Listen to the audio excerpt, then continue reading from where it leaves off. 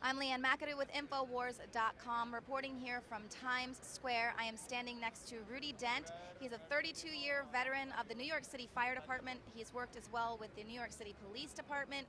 And you retired right after 9/11. He was there on 9/11. He saw World Trade Center Tower 7 come down.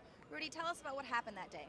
Well, I was off that day, and I received a call at home, and I got to see both buildings come down on TV. I jumped on my motorcycle. I did about 120 miles an hour across the Tappan Zee. I reported to my firehouse, and then I got my gear. A bunch of us got together. We commandeered a mail truck, and we made our way down to the site. At that time, Building 7 was still up. I saw Building 7 come down. My fellow firefighters who were there, they did that involuntary jerk when a loud explosion goes off. You know, you can't help it, and they did. I'm a Vietnam veteran too, so I kind of didn't jump like they did, but there was an explosion. The building did come down in complete classical controlled demolition. It came down on its own footprint. There's no question about that. As a matter of fact, Richard Gage from Architects and Engineers has completely handled that from his area of expertise. Okay. Now we heard rumblings, things that the fire department was saying that they were overhearing Larry Silverstein talking to his insurance company of whether or not he should have the building pulled. In your professional opinion, was the building pulled?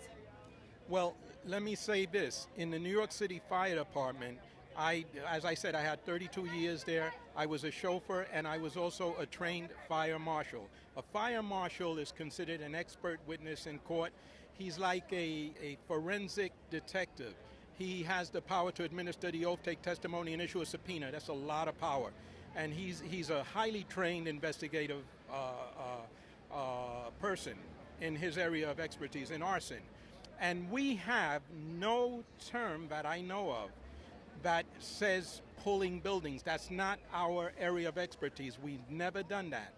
We don't do that. So for him to say that, I don't know where he pulled that out of, but it's just not part of our operations, okay? Right, so the fire department doesn't have the training to pull a building, to demo a building like that. We're not trained to do that. We've never done that. In my 32 years, I know of no evolution whatsoever that does that. And then talk to me a little bit, obviously, as a professional in the fire department for 30 plus years, they're saying that blaming it on office fires, just a few office fires. Well, if it wasn't so serious a situation, that would be completely laughable. That is ridiculous. First of all, our guys were up there. They were calling for additional hand lines to mop up the isolated pockets of fire. And let me just explain one thing. Never in the history of the world, never in the history of high-rise skyscrapers has ever a skyscraper ever come down because of fire. And I'm talking massive fire. And you know the reason why? Because fire does not burn by itself hot enough to compromise and melt steel. What we had in the World Trade Center, and I saw myself, was molten lava-like pockets of molten steel. All right, I spent the night on the pile searching for bodies, and I saw that with my own eyes. So who are you going to believe? Are you going to believe a bunch of government bureaucrats or my fellow brothers, which I lost 343 guys that day? And I lost Tommy O'Hagan, Bruce Van Hines, and Kenny Kumpel.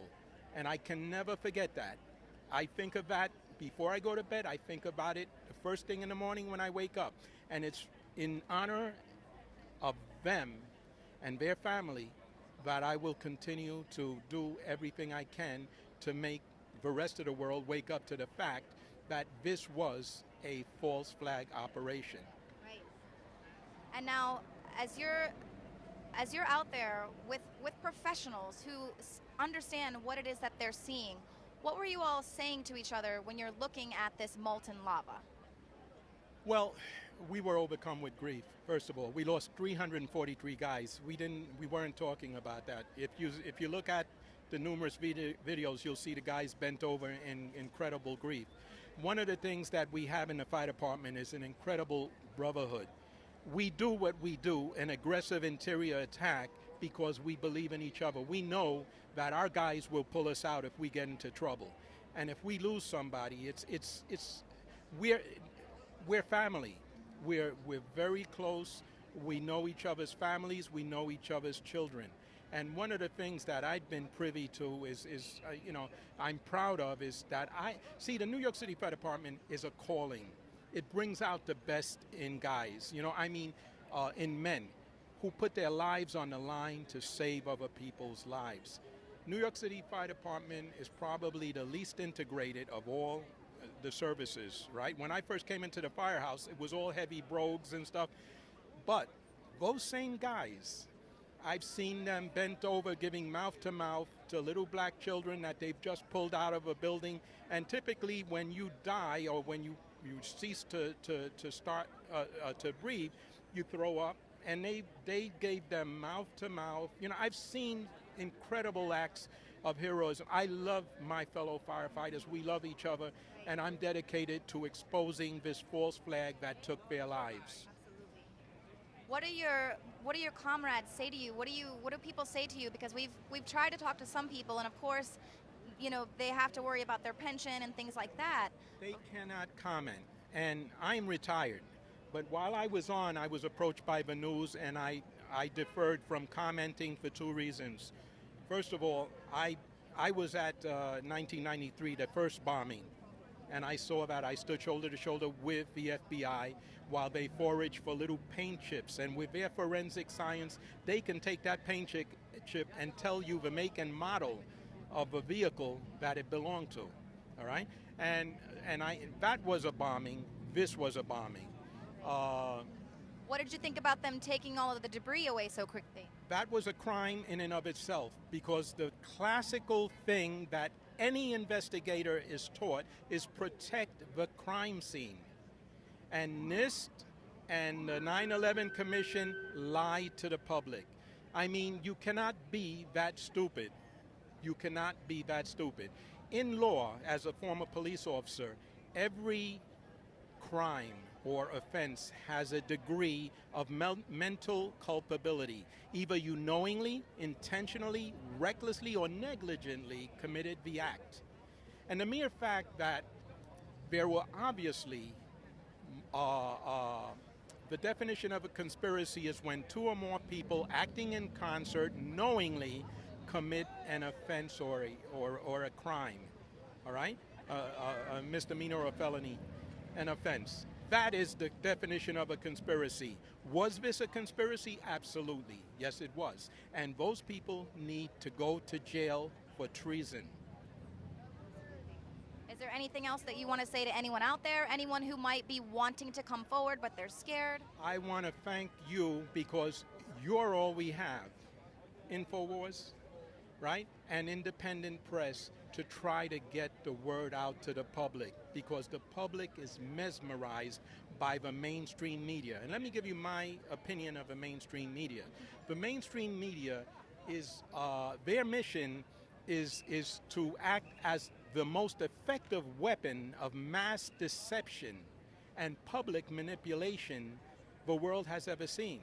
And if you don't think that's so, ask anyone any taboo question that the mainstream media frowns upon, with its army of trusted celebrity prostitutes. Right. All right? We've seen and you will see a sadly predictable knee-jerk reactionary response from the public, because that's what they've been trained to believe and trust in.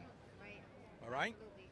Well, we are very glad that you took the time to speak with us to try and help break through that paradigm. We see, here it is, it's very much like they live all around us with all this programming and just consistent programming with this ceremony.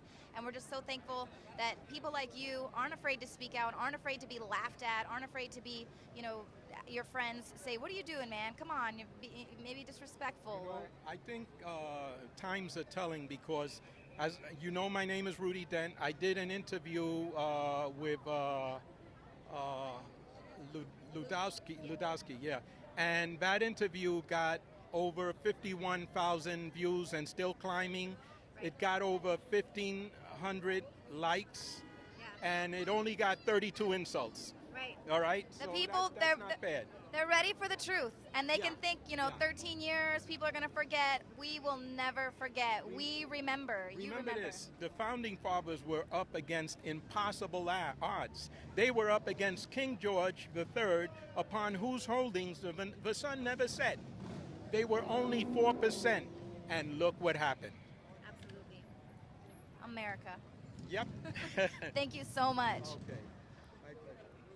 Well, Ann McAdoo reporting from Times Square, and there you have it. The people are ready for truth. It does not matter how many of these anniversaries go by, the truth will reveal itself in due time.